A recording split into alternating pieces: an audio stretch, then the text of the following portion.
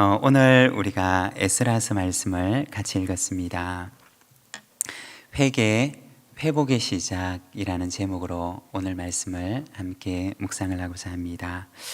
우리가 성경 가운데 에스라서와 느헤미야서가 있는데, 이 에스라서와 느헤미야서는 사실은 이제 연속성상이 있는 그러한 책입니다. 그리고 이 책에서는 특별히 이스라엘의 회복에 대한 주제를 다루고 있습니다. 이스라엘이 바벨론에 의해서 멸망을 하고 포로로 잡혀가게 됩니다.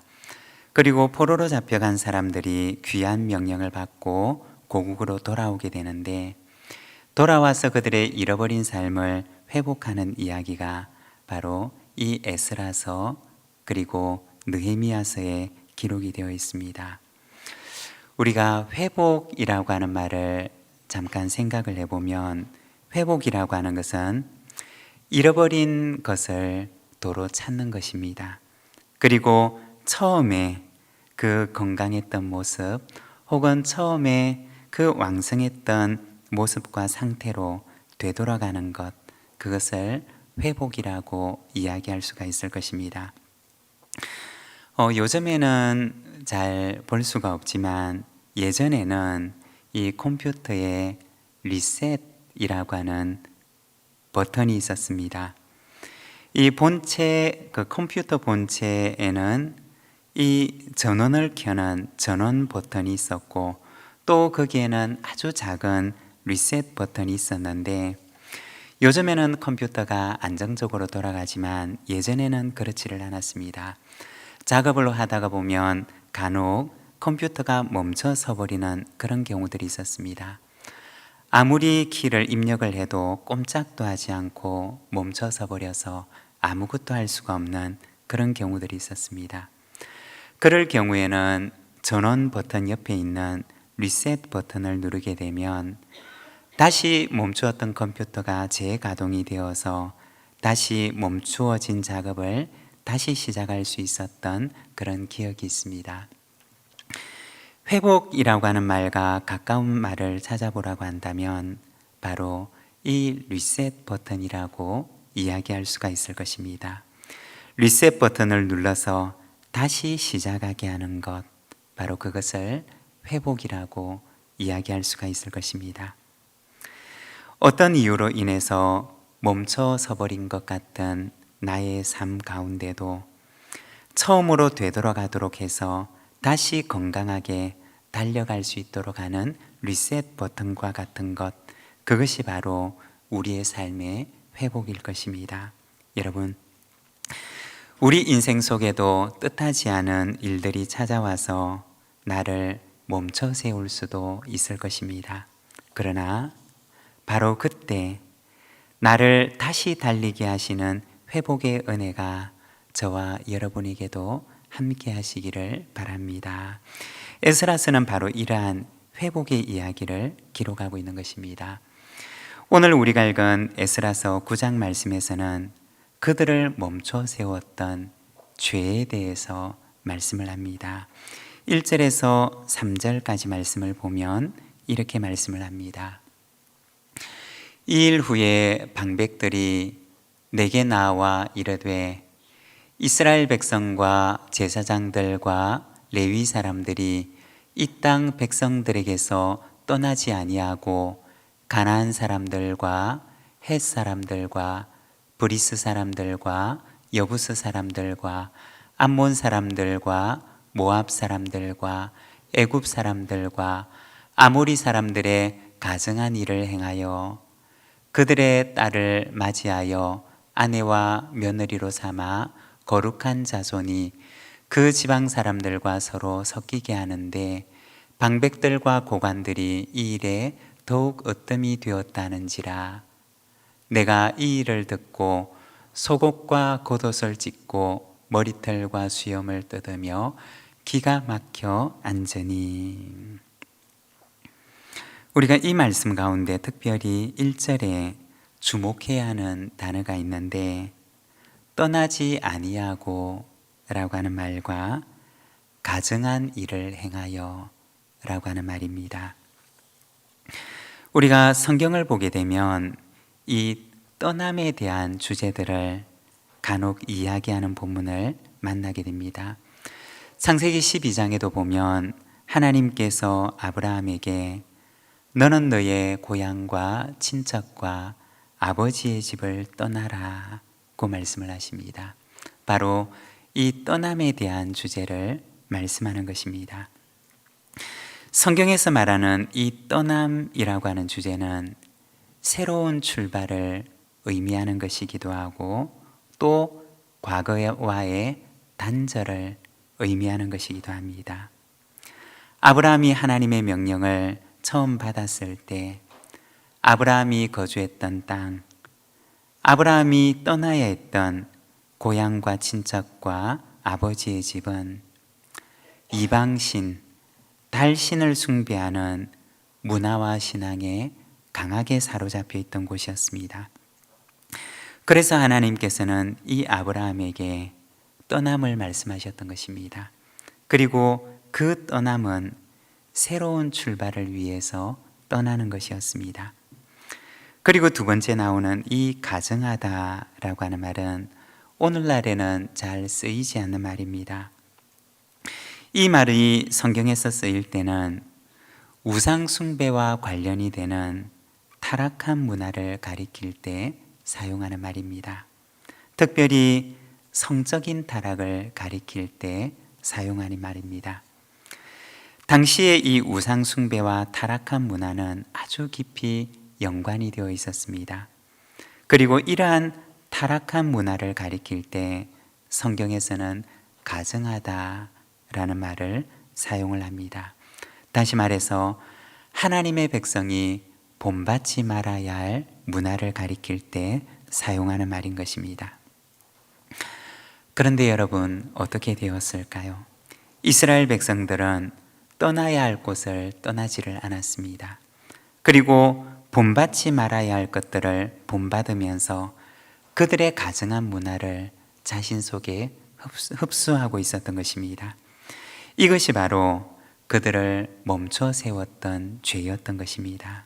여러분, 죄는 한 사람의 영혼을 멈추어 세웁니다. 하나님 앞에서 한 걸음도 앞으로 나아가지 못하게 합니다. 이것이 바로 그 당시 이스라엘 백성들의 영적인 상황이었던 것입니다. 죄로 인해서 멈춰서 버린 이스라엘을 바라보면서 에스라는 회복의 기도를 드리게 됩니다. 오늘은 에스라가 드리는 그 회복의 기도를 우리가 잠시 함께 살펴보며 그가 드리는 기도는 어떤 기도인가 우리가 함께 묵상을 하고자 합니다. 먼저 첫 번째는 은혜에 대한 감사의 기도였습니다. 5절과 6절의 말씀을 우리가 같이 한번 읽겠습니다. 함께 읽겠습니다. 저녁 제사를 드릴 때 내가 근심 중에 일어나서 속옷과 겉옷을 찢은 채 무릎을 꿇고 나의 하나님 여호와를 향하여 손을 들고 말하기를 나의 하나님이여 내가 부끄럽고 낯이 뜨거워서 감히 나의 하나님을 향하여 얼굴을 들지 못하오니 이는 우리 죄악이 많아 정수리에 넘치고 우리 허물이 커서 하늘에 미침이니이다. 여기에 보면 에스라가 하나님께 기도하는데 무릎을 꿇고 손을 들고 기도하는 것을 보여줍니다. 무릎을 꿇는다고 하는 것은 하나님을 향하여 보이는 겸손한 태도를 말하는 것입니다. 그리고 손을 든다고 하는 것은 하나님을 향한 간절한 간구를 의미하는 것입니다. 그러니까 이 에스라는 하나님을 향해서 무릎을 꿇고 가장 겸손한 모습으로 그리고 그의 가장 간절한 마음을 담아서 손을 들고 하나님께 기도하고 있는 것입니다. 무엇이라고 기도를 하느냐? 8절에 보면 이렇게 기도를 합니다. 이제 우리 하나님 여호와께서 우리에게 잠시 동안 은혜를 베푸사 얼마를 남겨두어 피하게 하신 것 피하게 하신 우리를 그 거룩한 처소에 박힌 못과 같게 하시고 우리 하나님이 우리 눈을 밝히사 우리가 종노릇하는 중에서 조금 소생하게 하셨나이다. 여기 보면 에스라의 첫 번째 기도가 나오는데 바로 하나님의 은혜를 기억하면서 감사의 기도를 드리고 있습니다. 여러분, 우리가 간혹 신앙생활을 하면서 이 은혜라고 하는 말을 사용하지 않습니까? 은혜라고 하면 어떤 것을 말하는 것일까요? 이 은혜라고 하는 말은 다른 말로 표현을 하자면 자격이 없는 사람에게 베풀어 주시는 하나님의 선물을 말하는 것입니다. 그러니까 만일에 내가 자격이 있는데 나에게 주어진 것이라고 하면 그것은 은혜라고 이야기할 수가 없을 것입니다. 그러나 자격이 없는데 마치 선물과 같은 것이 나에게 주어진 것이라면 그것은 바로 은혜라고 이야기할 수가 있을 것입니다. 에스라는 무엇이라고 기도를 하느냐? 그들이 포로에서 귀환하고 지금 이 고국 이스라엘 땅에 있는 것은 하나님의 은혜라고 이야기를 하고 있습니다. 그들이 자격이 있어서 지금 이 자리에 있는 것이 아니라 그들은 자격이 없는 사람이지만 그러나 어느 날 하나님께서 그들에게 선물처럼 고국으로 돌아가 지금 이곳에 있을 수 있는 하나님의 은혜를 그들에게 주셨다는 의미인 것입니다. 그리고 8절에 보면 이렇게 말을 하는데 거룩한 처소에 잘 박힌 못과 같게 하시고 여러분 한번 이 모습을 이 기도를 우리 마음속에 한번 생각해 보시기를 바랍니다.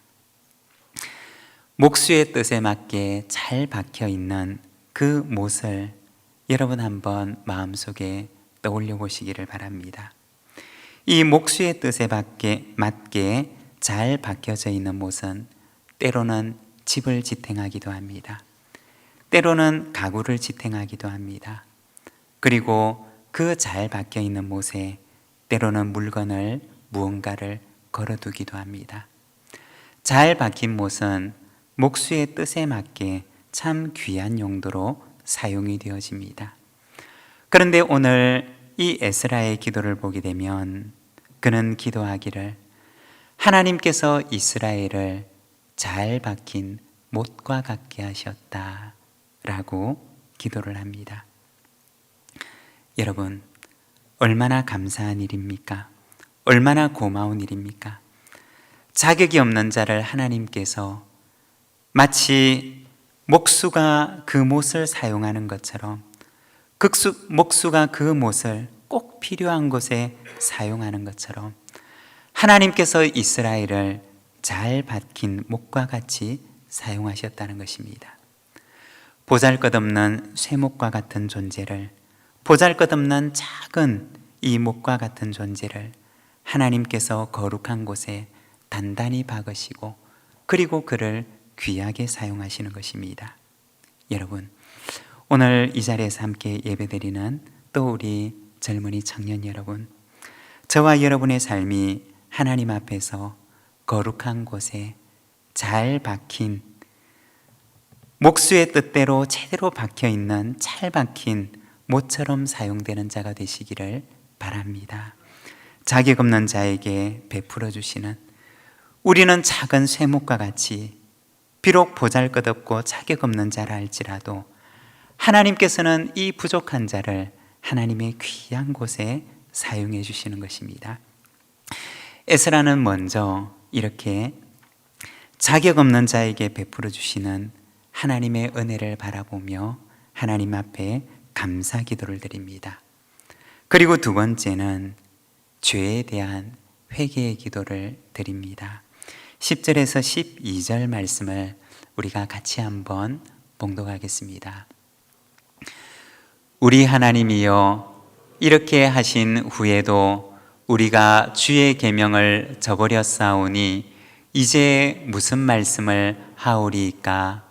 전에 주께서 주의 종 선지자들에게 명령하여 이르시되 너희가 가서 얻으려 하는 땅은 더러운 땅이니 이는 이방 백성들이 더럽고 가증한 일을 행하여 이 끝에서 저 끝까지 그 더러움으로 채웠음이라.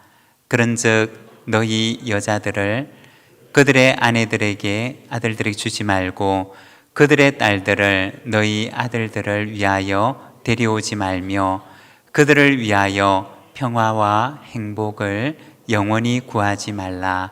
그리하면 너희가 왕성하여 그 땅의 아름다운 것을 먹으며 그 땅을 자손에게 물려주어 영원한 유산으로 물려주게 되리라 하셨나이다. 아멘. 여기 보면 하나님의 은혜에 대한 감사의 기도를 드린 후에 자신들의 죄를 돌아보는 회개의 기도를 드립니다. 회개라고 하는 것은 무엇이냐? 구약적인 의미로 이 회개라고 하는 것은 히브리어 단어 가운데 슈브라고 하는 단어에 해당되는데 이 말의 뜻은 돌이키다 라는 뜻입니다. 어디로 돌이키는 것이냐? 그 방향을 하나님을 향해서 돌이키는 것을 말하는 것입니다. 슈브라고 하는 것은 바로 내가 어디론가 향해서 가고 있다가 내 인생의 방향을 돌이키는데 어디를 향해 돌이키느냐? 바로 하나님을 향해서 돌이키는 것. 그것을 가리켜서 회개라고 이야기하는 것입니다.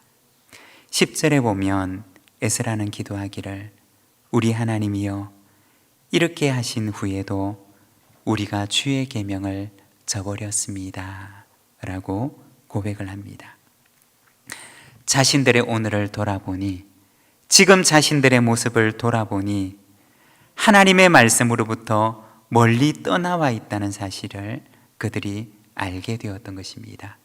그래서 그들의 방향을 하나님께로 돌이키기로 마음을 정하게 되는 것입니다.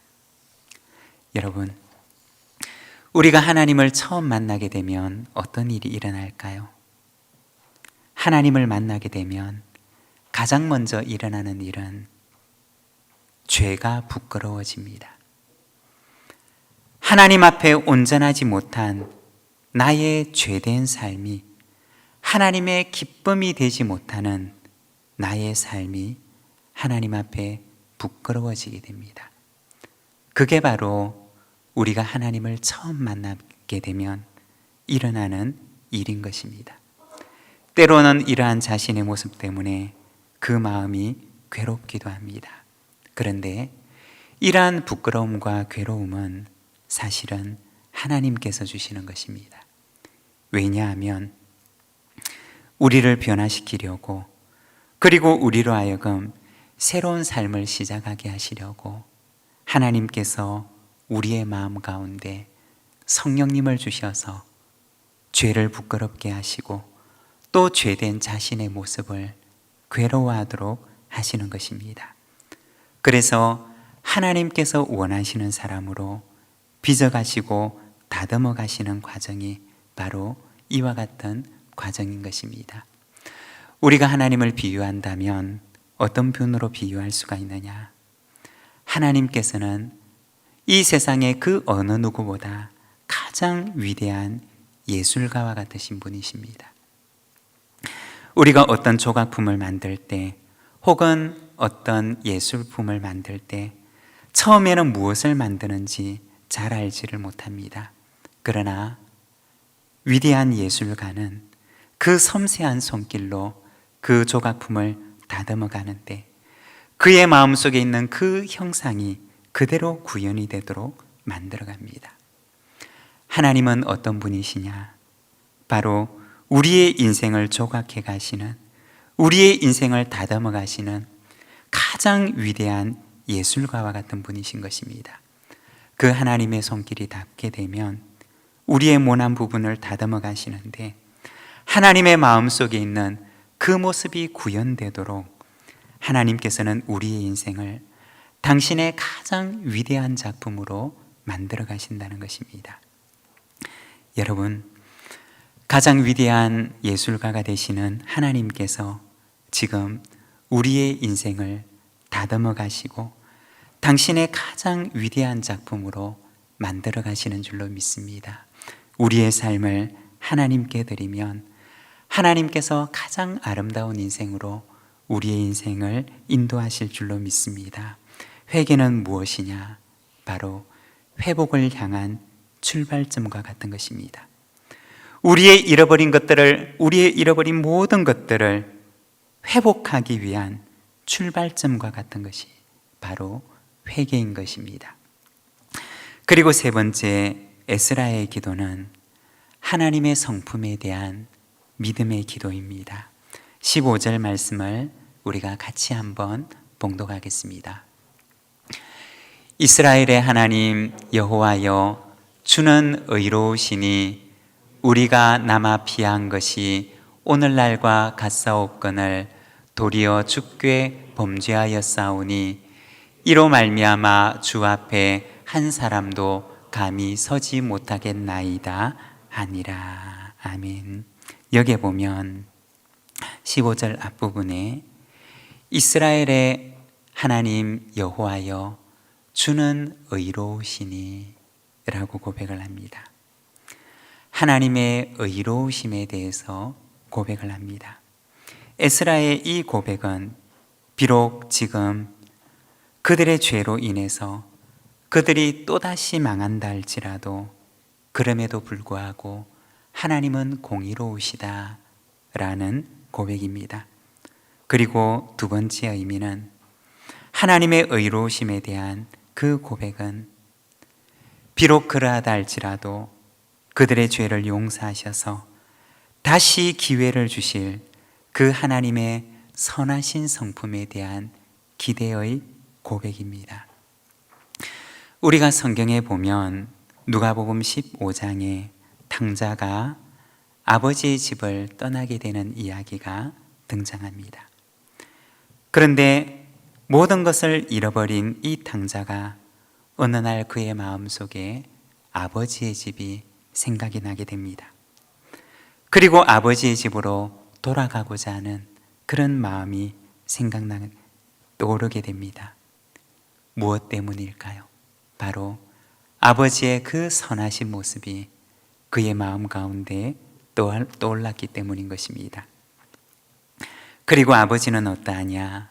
이 누가복음 말씀을 보게 되면 아버지는 매일같이 마을 어귀까지 나와서 그 아들이 돌아오기를 기다립니다. 그러면 그 아버지는 언제부터 그 마을 어귀를 나왔던 것일까요? 아마도 아들이 떠나버린 그날부터 그 아버지는 매일같이 마을 어귀에 나와 그 아들이 돌아오기만을 기다렸을 것입니다. 무엇 때문일까요? 아들이 모든 것을 잃고 돌아오게 되면 아들의 잃어버린 그 모든 삶을 다시 회복시켜 주기를 원하기 때문에 아버지는 그 아들을 기다리는 것입니다. 여러분, 회복은 하나님께로 돌아가는 데서부터 시작하는 것입니다. 먼저 나에게 베풀어 주셨던 하나님의 은혜를 우리가 한번 기억을 해봅시다. 우리가 자격이 있어서가 아니라 우리는 자격이 없지만 그러나 하나님께서는 자격 없는 우리에게 선물 같은 사랑을 베풀어 주십니다. 그리고 회개는 하나님께로 나의 방향을 돌이키는 것입니다. 가장 위대한 예술가가 되시는 하나님께서는 결코 실수하지 않으시고 나를 빚어나가시는데 하나님을 닮은 아름다운 모습으로 우리를 빚어가십니다. 그리고 매일 문 밖에 나와 아들을 기다리는 아버지처럼 하나님께서는 오늘도 우리가 주님께 돌아오기를 원하십니다. 그리고 우리의 모든 것들을 하나님께서 회복시켜 주시기를 원하십니다. 우리 시간 함께 기도할 때 하나님, 우리가 하나님께로 돌아갑니다. 우리의 모든 잃어버린 삶을 주 안에 회복해 하시고 하나님, 하나님의 은혜를 기억하며 또한 우리의 죄를 하나님 앞에 회개하고 고백하며 그리고 아들을 기다리는 그 아버지의 마음을 오늘도 믿는 마음으로 하나님 앞에 나아갑니다. 하나님, 나의 삶을 회복시켜 주시고 하나님 안에서 누릴 수 있는 그 온전한 기쁨과 평안을 누리는 삶을 살아가게 하옵소서. 이 시간 같이 한번 기도하며 하나님 앞에 나가겠습니다. 기도하겠습니다.